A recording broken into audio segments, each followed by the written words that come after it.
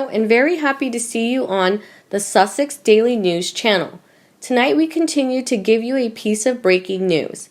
What irony! All the pretense is gone when Meghan and Harry's true selves exposed.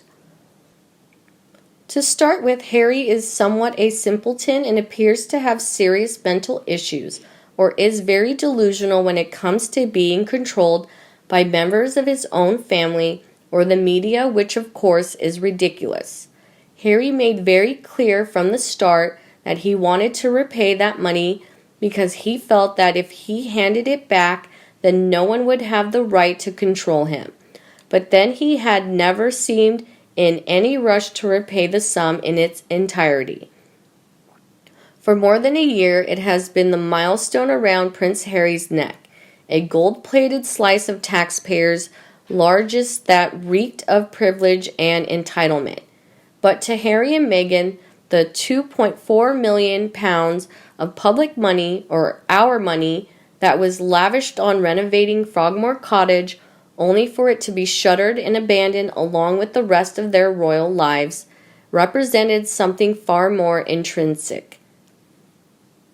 He saw it as a chain that shackled them to the land of his birth, inhibiting their efforts to be truly free of the royal family, and, crucially, of their media critics. In his eyes, the money was not a loan from a generous nation pleased to be helping this young royal couple find its feet after their joyful wedding, but rather a stick with which to beat them.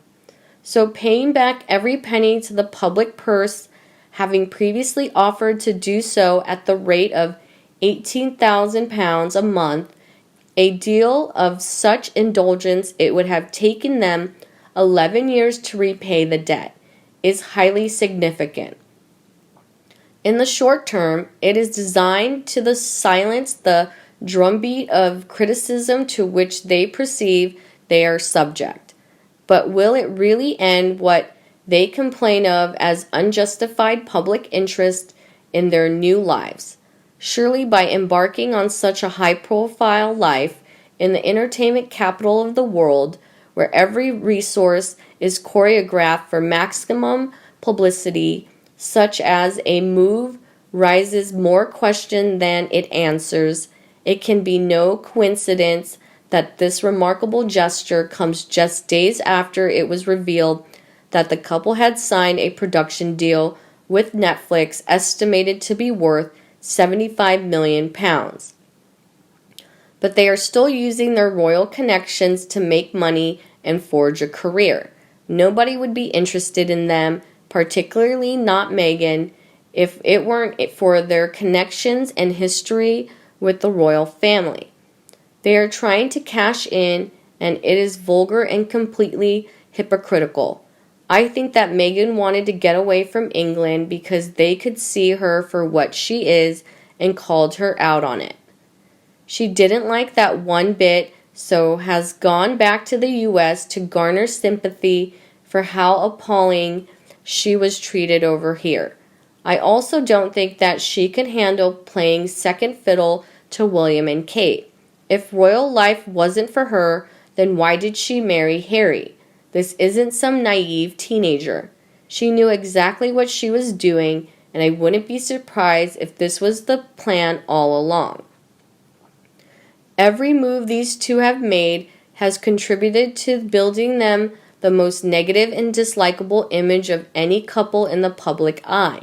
The cringeworthy US-style PR releases, the transparent, insincere videos on the internet, the rank hypocrisy of their fake woke campaigning, the profiteering from Diana's legacy and the royal titles they never earned, the constant taking from others of free homes and services, their lies, scheming, disloyalty, and their terrible treatment of their families, their moaning and sense of entitlement, and that hideous book.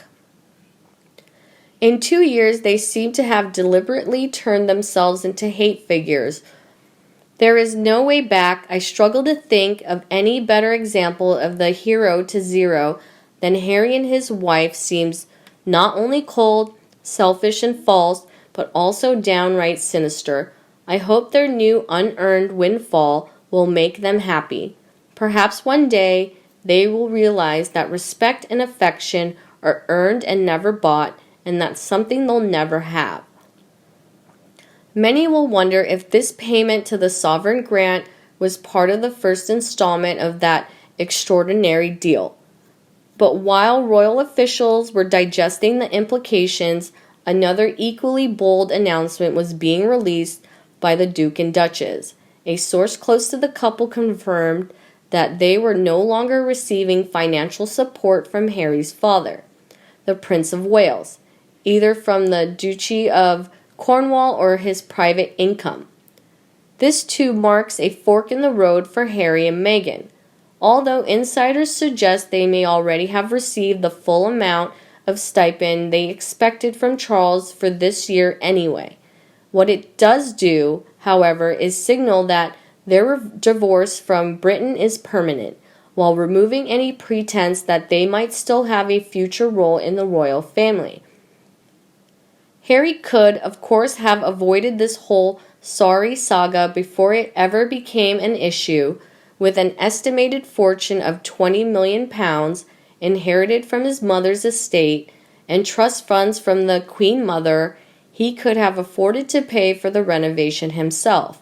What he failed to understand then, and probably still doesn't know, is not that there was public resentment at the cost of refurbishing Frogmore, but that the public felt cheated when Harry chose to keep secret details about son Archie's birth and christening.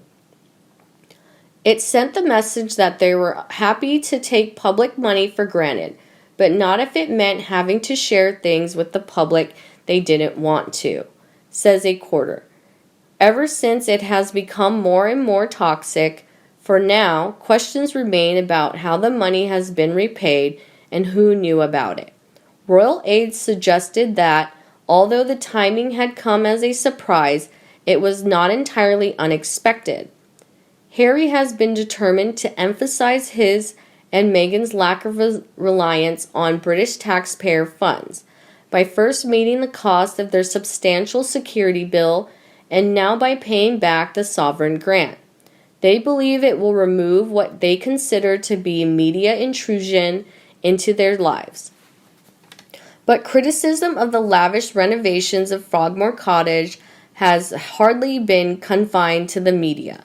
At the weekend, Sir Geoffrey Clinton Brown, Deputy Chairman of Parliament's Public Accounts Committee, noted, "Clearly, anyone who has borrowed taxpayers' cash needs to pay it back as quickly as possible.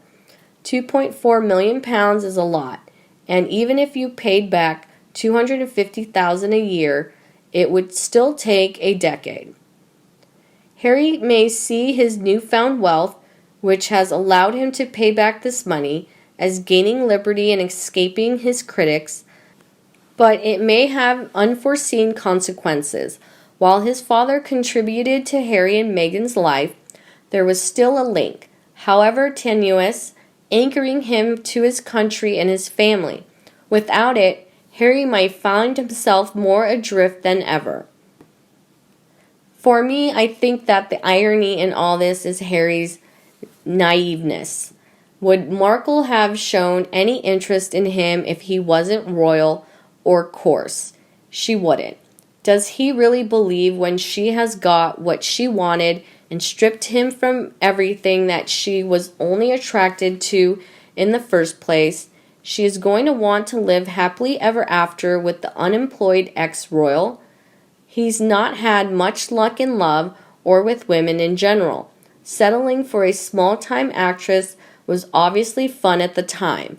She never had any intention of adhering to royal protocol, but the disrespect shown to his grandmother, the Queen, is appalling. Give it a few years and their divorce and custody battle will be the next big story. He is completely under her control. We learned yesterday that he is even prepared to sell his mother if it is necessary to keep the contract with Netflix. He has fallen as low as it is possible to fall, and yet he never looks remotely happy. What a stupid man. He hasn't fallen anywhere in my opinion. He was always an entitled, arrogant, spoiled rich boy who thinks anyone outside his posh circle is servants. The palace PR did an outstanding job of covering up the real Harry, but he doesn't need to toe the line anymore because he has a partner in crime in the form of his middle-aged, failed Hollywood wannabe miss. The big unanswered question is what's driving the reluctance of the royal family to strip these two of anything remotely related to the firm. Charles might know. Also laughing at how fast she worked and got everything she wanted, marriage, celebrity guests, titles, free home in the UK, designer clothes, jewels, money, get a kid, trot the continents for free, take free private jets, luxury vacations, and freebies, move to the US, stay on a $1 million house for free, buy a $1 million mansion, get a multi-million-dollar TV, movie deal, all within 3 years. Like a vacuum cleaner, she sucked and she cleaned them all out. Unbelievable. Couldn't ever imagine this kind of heist ever in a storybook or kiddie fairy tale. Do you agree with me? If yes, please like and share my video for anyone you think they also agree with you. If not, leave me your opinion and everyone discusses it together. Don't forget to subscribe to the Sussex Daily News channel to not miss any news video by our team. Now have a nice day and see you in the next great videos.